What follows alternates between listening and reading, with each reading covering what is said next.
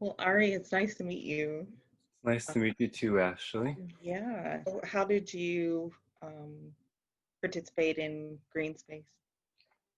I did the Take Root series, Okay. and we performed on September 20th and 21st of 2019. Um, and I was fortunate enough to have a 40-minute slot. So that was a blessing to have something like that for the one of the big first times. Um, Yeah, so I'm the choreographer and everything is my work. Plus, I'm the founder and artistic director of the neoclassical contemporary company Aram Dance. And yeah, I took four dancers, yes, for that performance. My company is 14, but for the space and just a more intimate feeling I brought for. Gotcha. Gotcha.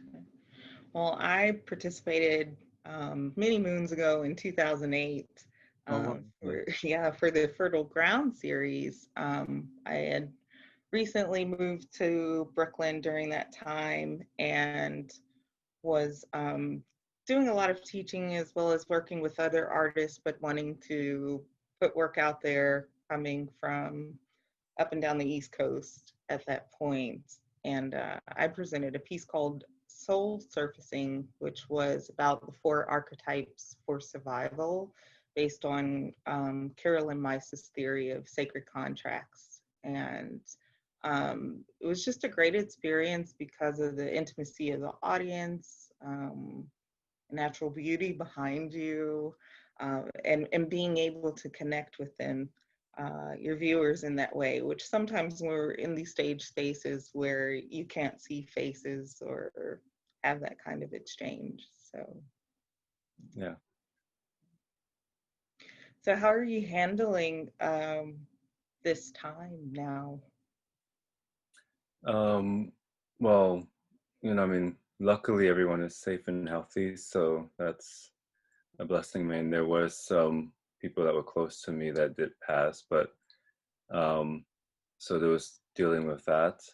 But otherwise, now it's, finding other side jobs like delivering food with my car, with Uber Eats for a stable income. And when there's time, either in my apartment, working on music, choreographing. One of my dancers just performed a few weeks back at an outdoor private event.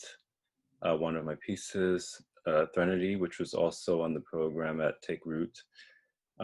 So there is some small art stuff here and there happening, but right now, yeah, all we can do is get by one day at a time, Right. adjust to the new normal. So, Yes.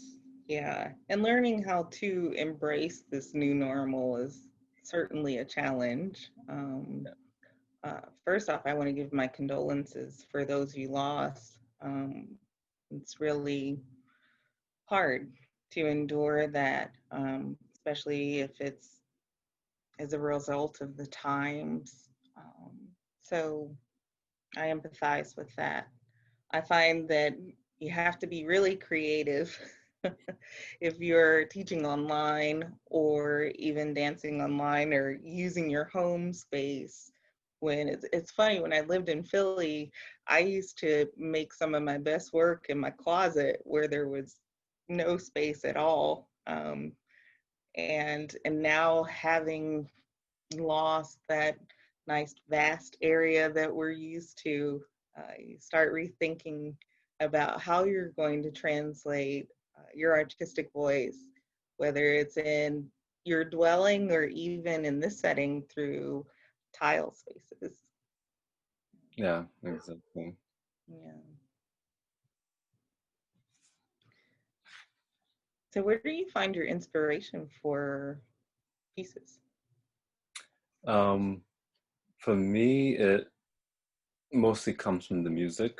I find a musical score, um, or just a piece of music that inspires me to choreograph.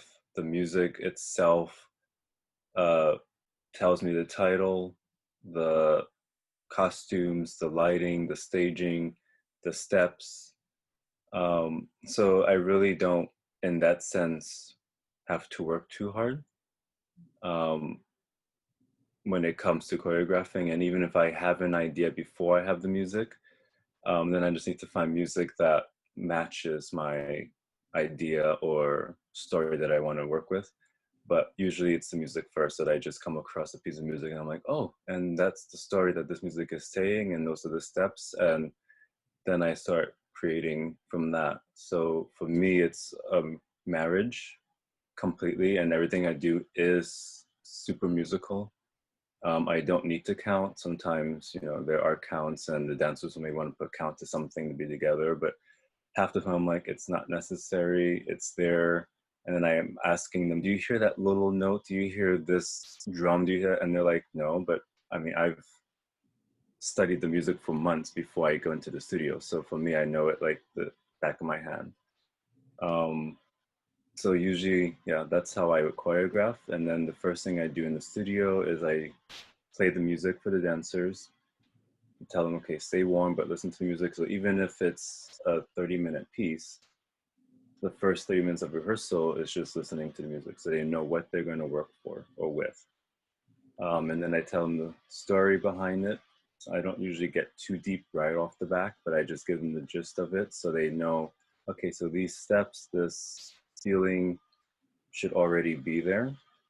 Um, and then as it goes on, you start nitpicking, tweaking, and diving deeper into the emotion of it. But I'm a firm believer of just do the steps in the beginning. You can't be asking questions of, oh, is my hand here? Or am I supposed to feel this? No, just do the steps I'm giving you. Once you have the structure and the base, then we can start to go deeper. But half the questions people want to ask are already answered once they've done the work. Yeah. And that's how I feel I can produce a lot quicker. Because I just walk in, it's already done in my head. If something doesn't work visually or it's not organic enough, I say, okay, let's change this. Or what do you feel is necessary to get out of it or into it transitionally? But I try to keep, I don't know, I guess 1 minute per hour in choreography. So at 1 hour rehearsal, I've already had a minute of choreography done. That's how I tend to base things. And if I'm getting off track, I'm like, okay, we're getting slow, we're not on schedule. And if we're ahead, then great, that just leaves more time to clean up. I tend to work in these really long streams of consciousness. And I think even as a student, that's how it's processing things. It was hard for it to be broken down and finding those connections. And even though I have a lot of details and gestures, there's something really beautiful about being in that choreographic process with your dancers and watching them interpret that to where it influences you about how you're going to structure it through the space, what the intention is, and then finding meaning behind it and having those exchanges with your dancers. My work tends to be a lot about identity, and I do believe that dance is healing. So I found it to be the method of kind of overcoming some obstacles in my life. Sometimes I'm just inclined to do something because of the events that are occurring. I didn't really realize at first how much of that was more of just an introspective look of what I can identify with and share with other people. Um, I think as a Black artist, a lot of times identity becomes an issue, or there's a preconceived notion about what the content of the work should be. Um, and I think that's probably one of the greatest challenges when you are an artist who just likes to explore everything. Yeah. When I was a young choreographer, I would crochet and dance to Bjork and and incorporate all of that even into my master's thesis. The costumes were crocheted. Um, and I just love that idea of exploration, really delving further into what it means to exercise your talents, and then taking that to a Mhm. group of people who have a certain sensibility or that quiet fire about their dancing, and see how it translates onto their bodies. I think that's probably my most favorite part about the process. How about you? Um, for me, it's honestly seeing a dancer get to their peak, their prime, something that, as a dancer yourself, you're not aware of how far you can go as an artist and technically and even emotionally. Yeah. And that's, again, the base of my work is pure honesty, whether it's with emotion or keeping the integrity of movement, Yeah. um, which creates dance. Because right now there's a lot of sloppy contemporary movement out there Mhm. that, for me, where I come from, the old school training and old school thought is not dance. Almost anyone can do that. Yeah. Um, so for me to keep the structure, to keep the emotional content and have a story behind everything, and to then say to the dancers, okay, well, this is happening right now, it's current, or this is particularly to, like, the solo that Trinity is about a great loss. Right. And it's structured so that the female dancer can tell the story of a great loss, which, when I first choreographed it, it was more about just a feeling of emptiness. But I Mhm. needed to convey a different feeling that everyone could kind of understand, because not Right. everyone has gone through that emptiness state. Right. So I made the story about a woman losing a child. Mhm. And whether you're male or female, you will understand what it is to lose a child. Mhm. You don't need to be just a female only to understand that, because a father can understand, oh my God, I lost my child. Like, there's a great loss that comes with that. And so that was how I transpired my feeling into the dancer and into the piece. Yeah. And you can only be honest when you do work like that. And that's how all of my work is, whether it's somewhat abstract, but there's always a pure honesty to it. Mhm. So to push a dancer technically, because everything is choreographed on me, and then I give it to the dancer, and I'm like, okay, well, if you can't do it, you just have to step up to the plate and make it work. Figure it out. Go to class. I can help you somehow. But so it's pushing them physically, it's pushing them technically, it's pushing them emotionally to dive into that place that makes you vulnerable, that the audience can go, oh my God, I'm not alone. I can have strength one more day to live another day. I don't need to kill myself. Like, Right. art is supposed to heal, and that's what I'm trying to bring back. Yes. Yeah. Um, so yeah, between the emotion, and then being the artist to do all of that is my ultimate goal. So when I keep pushing dancers and, in loose terms, breaking them to build them up to get there, to see them reach that and go on stage with the confidence, and just to be like, this is me, to be that vulnerable but that open, and to see the audience around me in tears because they get it. And even if it's their own story, they understand the simplicity of it, the honesty, and that proves that we are always connected, no matter who we are, racial background, ethnicity, religion, where you come from, gender.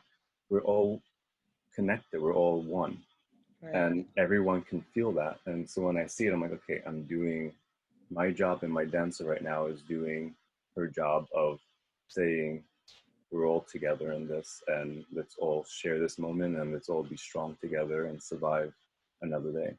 Yeah. Well, I appreciate you talking about honesty, 'Cause I think, especially coming up of a background with more rigor and structure and discipline, which you don't see as much now as an educator in dance, or it's changed. And like you said, choreography has changed. Sometimes, you know, I joke with my friends, remember like the romantic days of dancing. Um, that is great that you talk about honesty, because even now, like it's a challenge trying to get my students to understand that it's more about the feeling than the image of it.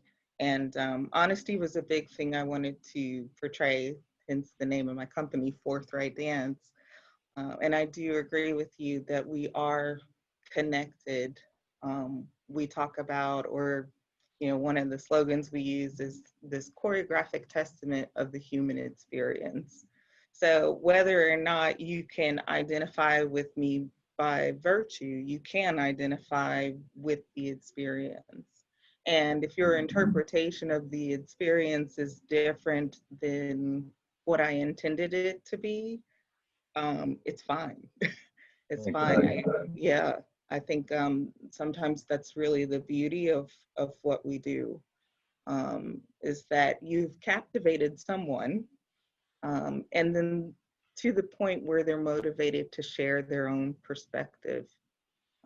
Yeah, so I wholeheartedly agree that it does have a healing property. In my process, and I love music, but what has always been a little, I don't know, amusing to me is that titles always come first. And I think because most of my processes involve a lot of writing first or reflection. There were times where I could just envision movements before even going into the space and realizing what that movement would be. So I don't know if it's like it's innate. What you're saying about, you know, rigor and finding that, and the honesty is something that is innate if you are really opening yourself up to what the inner impulse says in your authentic self. Yeah. Have you ever find yourself surprised by, or other people surprised by your training or the content of your work? Um, I would say maybe surprised in the sense of the work, Mm-hmm. um, especially for people that do know me and they see the work, they're like, okay, well, we're not really surprised because that's who you are as a person. Mm-hmm. That honesty, that always, you know, striving for that perfection, but also to be emotional. But at the same time, people are surprised at my storytelling uh, capabilities, um, and just how physical the work really is. Because some people even say, "I wouldn't. You couldn't pay me enough to do the first two steps in your piece." And I'm like, "Well, you know, if we want to dance, we have to dance. We can't roll around. Like, I'm sorry, but dancing. That's the terminology. Dancing. We have to move." Yeah. And we're young athletes, and as Martha would say, athletes of God. So Right.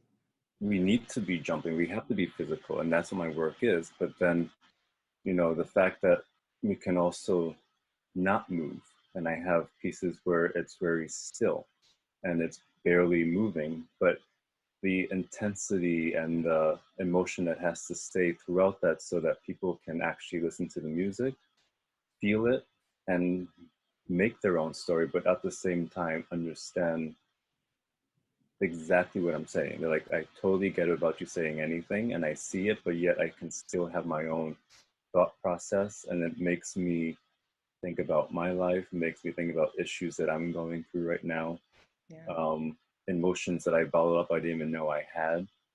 And, you know, I have people from like lawyers to, I don't know, like grandparents, like in tears. Yeah. So it's really universal. I have students that, you know, are like, well, I don't really want or like classical dance. whether it's ballet, modern, they like hip hop and they like all this stuff. And I'm like, that's fine, but you still need to know, you know, the basis of dance. You need to know different genres, different styles. But they approach it like, oh, well, this is not hip hop. I'm not into it.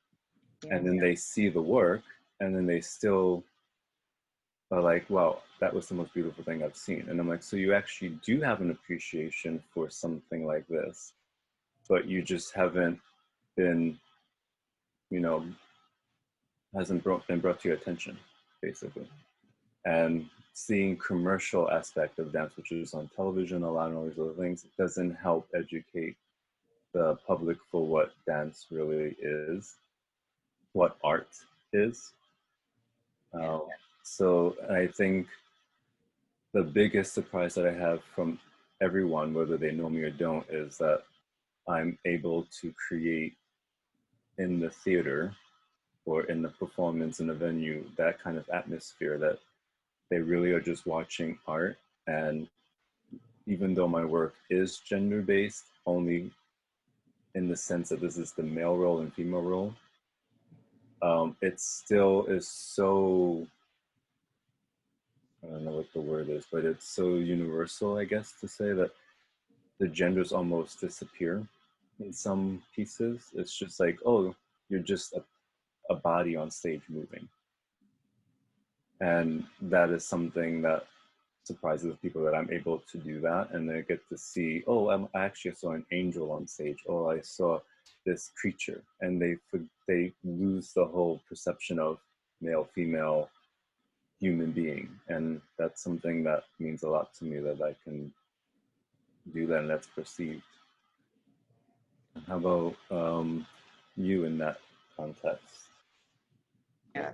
So talking about just identity before males and females, and that you are trying to transcend the space into just seeing humans, which is really good. You made me think about the fact that um, part of part of that is definitely an instrument of embodiment, not only for the dancer, but for the viewer as well, to be able to associate their experiences to what they're witnessing, whether or not um, they really know what your process was or what the messages that you're trying to convey.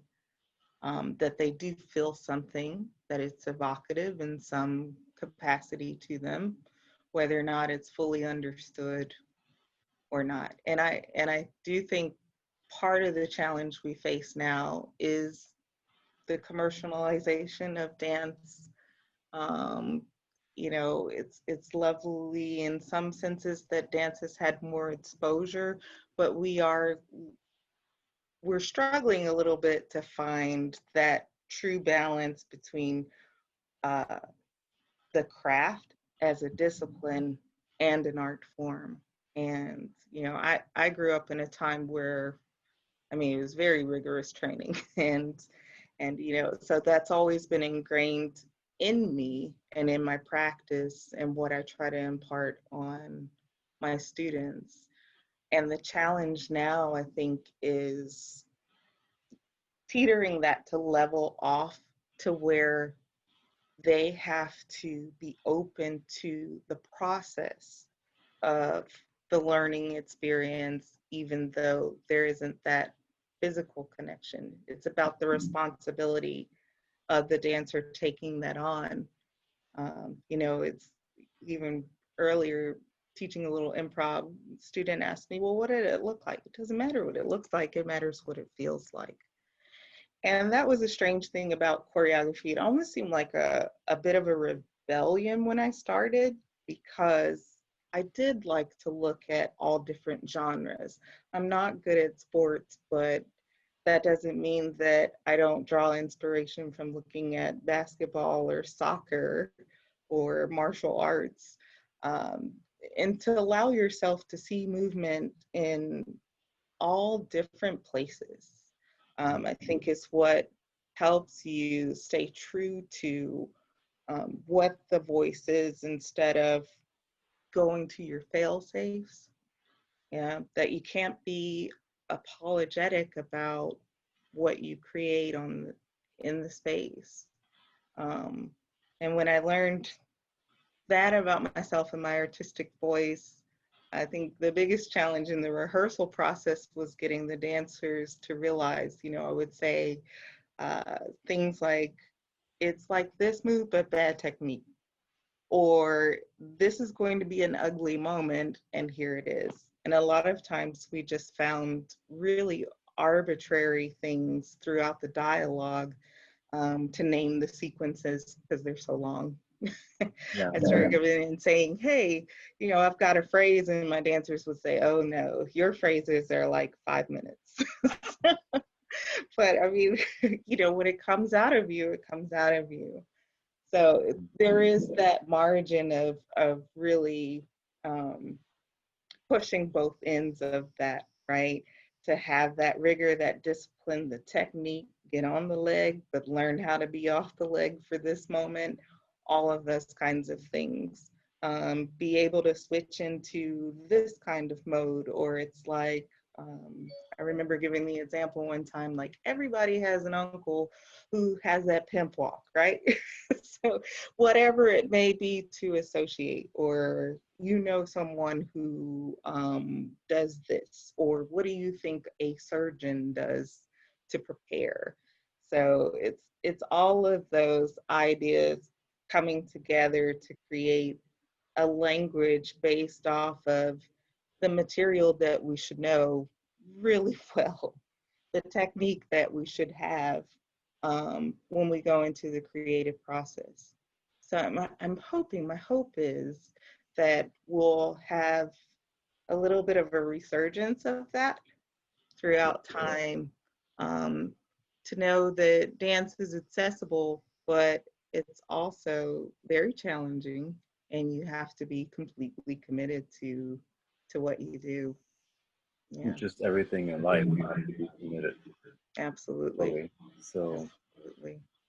I think we have time for one more. I just want to touch up because it's been something that was brought up in the questions, Sure. and I would like to get your point of view on it as well, Okay. about playing the game to fit a frame of your works to please certain audiences and stuff like that. And Yes. I like, for me, I just wanted to say that I stand by my work. And like I said, I create from the music. So it is what it is. And I don't have time or energy for those kind of games. Like, this is the emotion, this is the story, this is the steps, this is the piece.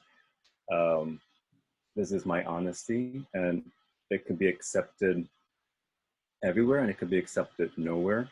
Right. But to try to alter that in some way, and also to ask my dancers who are, in the same belief as me, to try to say, well, now you have to talk about the piece differently, or you have to, yeah, let's alter the meaning of this piece so we can try to get this festival or get this venue.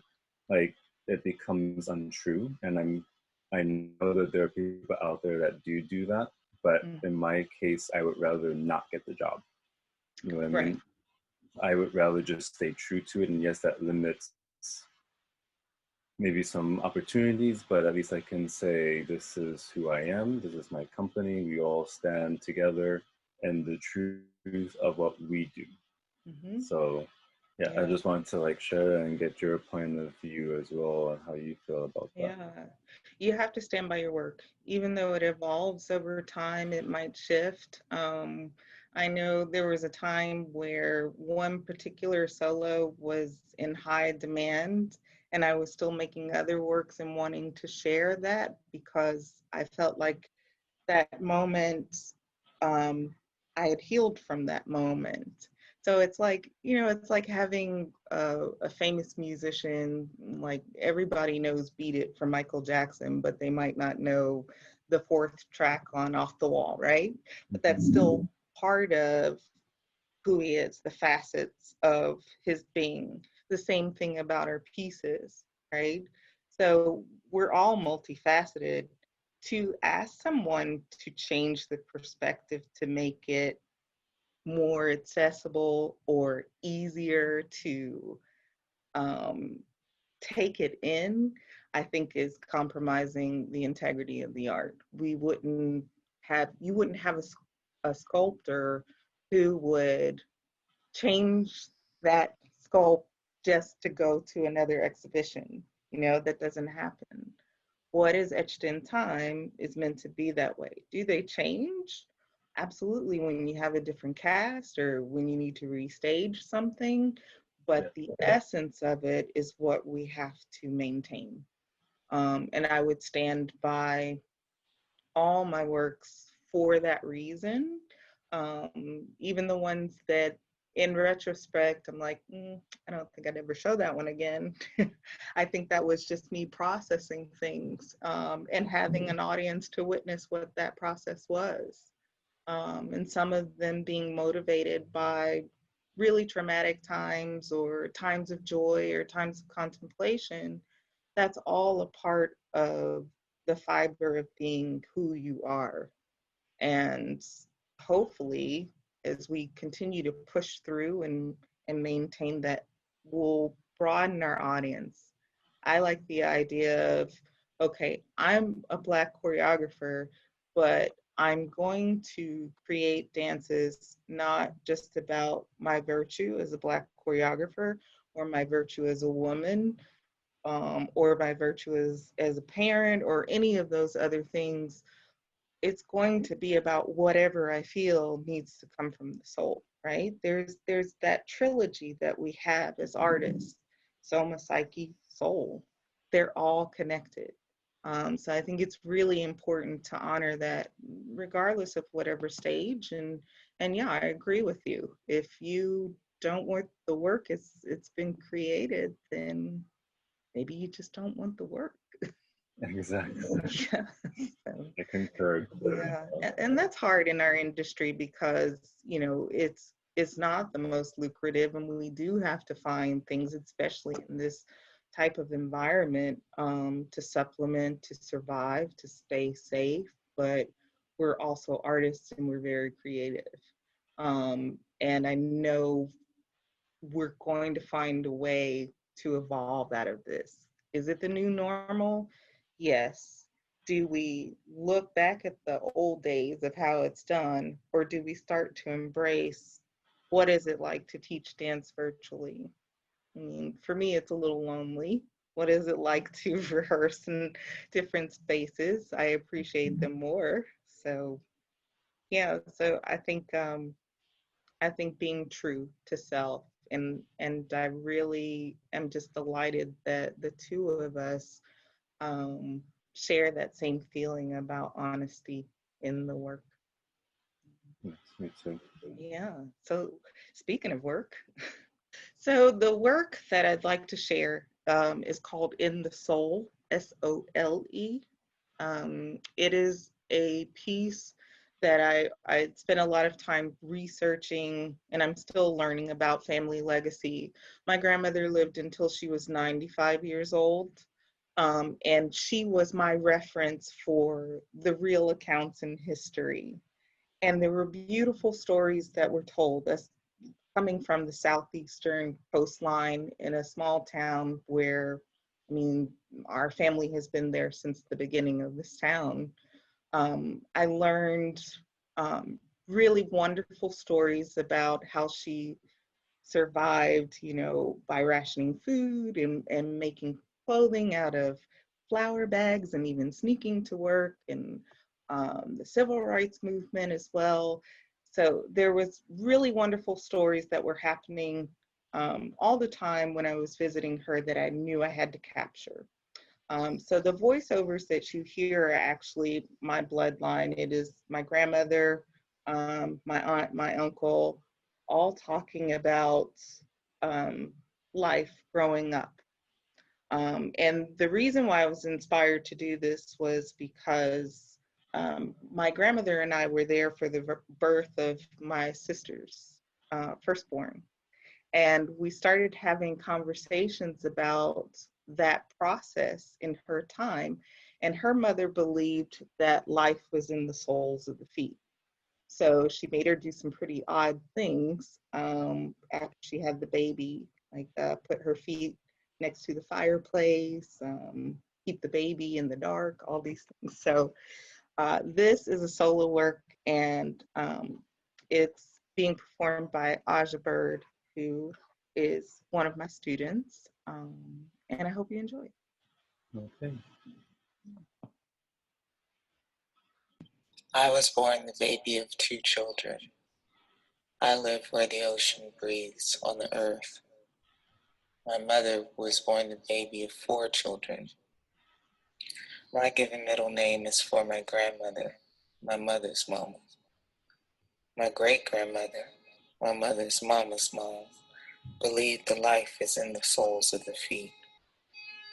I believe God lives in the faces of my loved ones, those newborn and dead. I was born in a hurricane.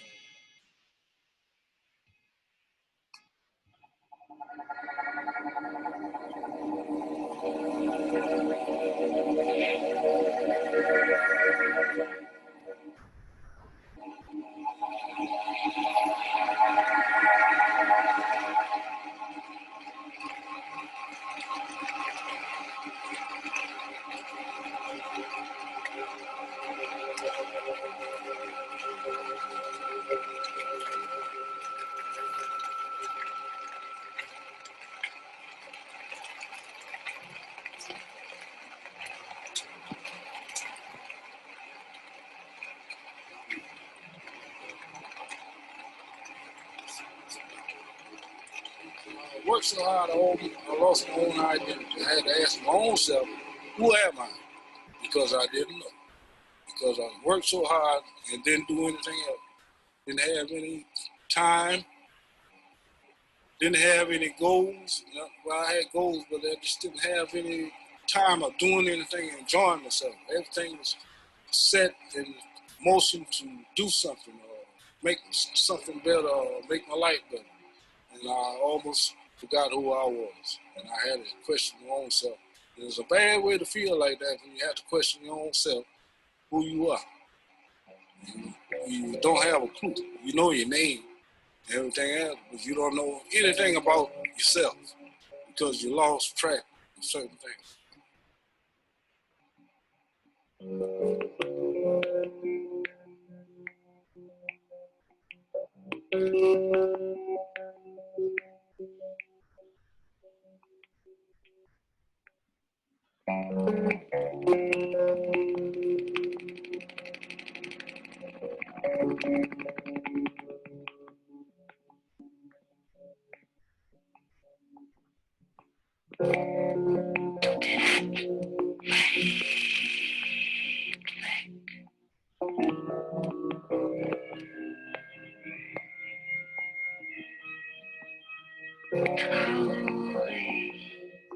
There was one saying that she repeated to us endlessly and still will,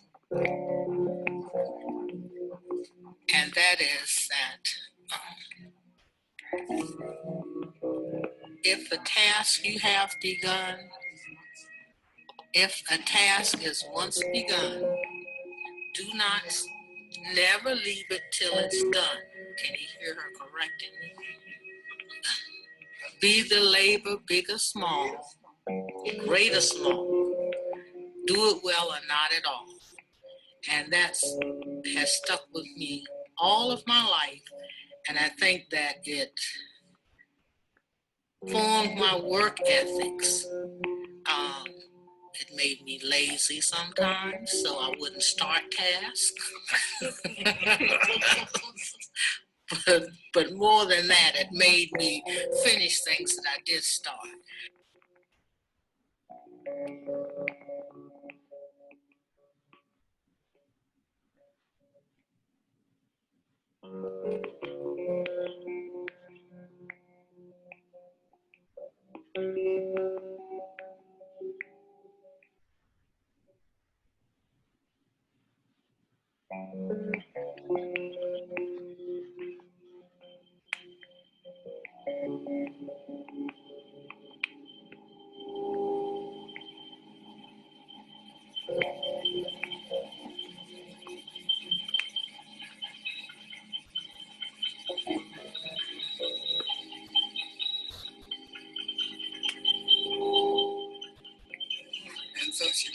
had a bath, and she sat me by the fireplace, and she put some bricks up so I could warm my feet, keep my feet. I don't know what she was trying to do. Keep them warm or bake them or something. And my brother came in, and he was surprised to see me with feet on the brick sticking up in the fireplace. So he asked my mother, said, Mama, what are you doing to Lucille's feet? And she said, her life is under the bottom of her feet, and I want her to keep them feet warm.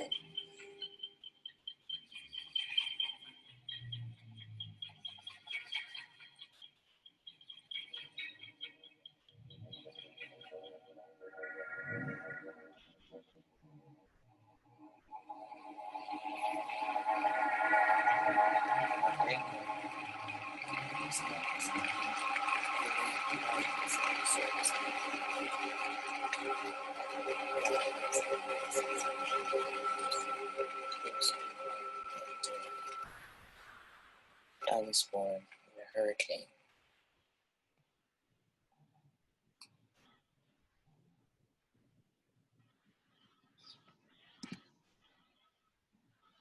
Nice. Thank you. I love voiceovers as well. Yeah. Thank you. Yeah. Where was that filmed or performed? Oh, it was in Charlotte, North Carolina. I created it and actually toured it for the 20th anniversary of the North Carolina Dance Festival back in many years ago, 2010. And so it presented again for Performing Arts School where I work for our winter concert last year before all of this change. So the clip that you're gonna see is about the soul I was talking about already, Eternity. But it's in 3 sections, so I had to show only due to time, just the last 2 sections. But it's basically, like I said, the story of a great loss.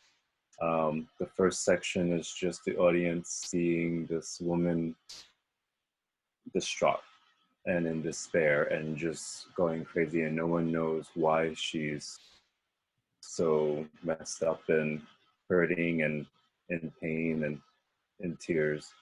But then the second section tells the story of what happened. And the audience then goes, oh, we see, okay.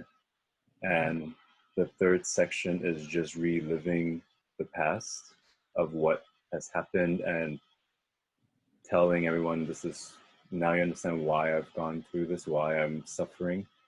But only by reliving it and facing it is she set free, because she learns to accept it.